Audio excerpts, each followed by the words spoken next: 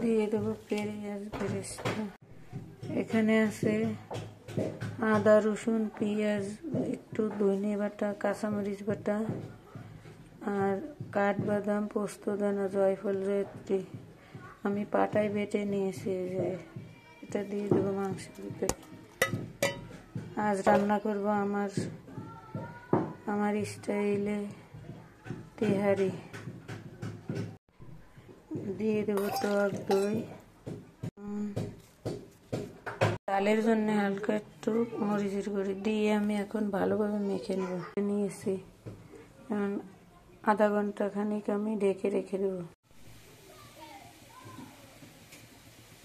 আমি যে তেলে পেঁয়াজ বেরেস্তা করেছি সেই তেলে দিয়ে দেবো এখন পেঁয়াজটা আমি ভেজে নিচ্ছি। পেঁয়াজটা একটু ভাজা হয়ে এসেছে, এখন আমি দিয়ে দেবো ম্যারিনেট করা মাংস। এখন মাংসটাকে আমি খুব সুন্দর করে কষাবো। আমি সবসময় আমার স্টাইলে রান্না করি, আমার কোনো ধরা বাঁধা নিয়ম নাই। যখন যেভাবে মন চাই যে মশলা দিয়ে আমি সেইভাবে রান্না করি। রান্নাটা হলো নিজের ভিতরে,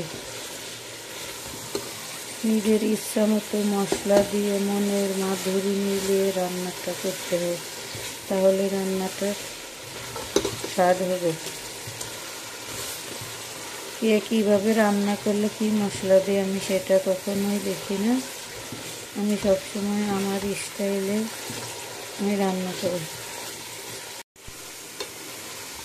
মাংসে কোনো পানি দিই নেই, মাংসের পানি যা ছিল সেটা দিয়ে এখন কষাচ্ছি। প্রায় মশলাটা কষানো হয়ে আসতেছে, একটু তেল বেরোলে তারপরে আমি একটু সিদ্ধ হওয়ার জন্য পানি দেবো। এই যে মাংসটা কষানো হয়ে গেছে, মাংস থেকে তেল বেরিয়ে এসেছে।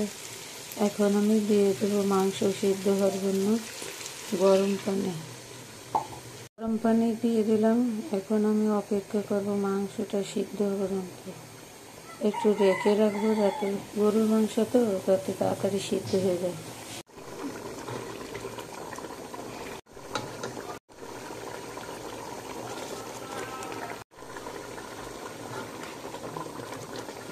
এই যে মাংসের পানিটা শুকিয়ে এসেছে, এখন আমি ভালোভাবে কষাবো।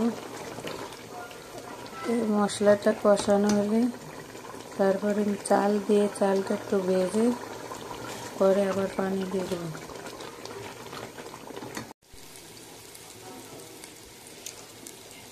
এই যে দেখো আমার মাংসটা কত সুন্দর কষানো হয়ে গেছে, মাংস থেকে কি সুন্দর তেল বেরিয়ে গেছে।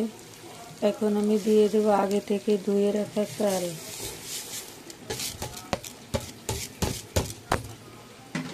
চালটা দিয়ে আমি একটু ভালোভাবে কষিয়ে নেব।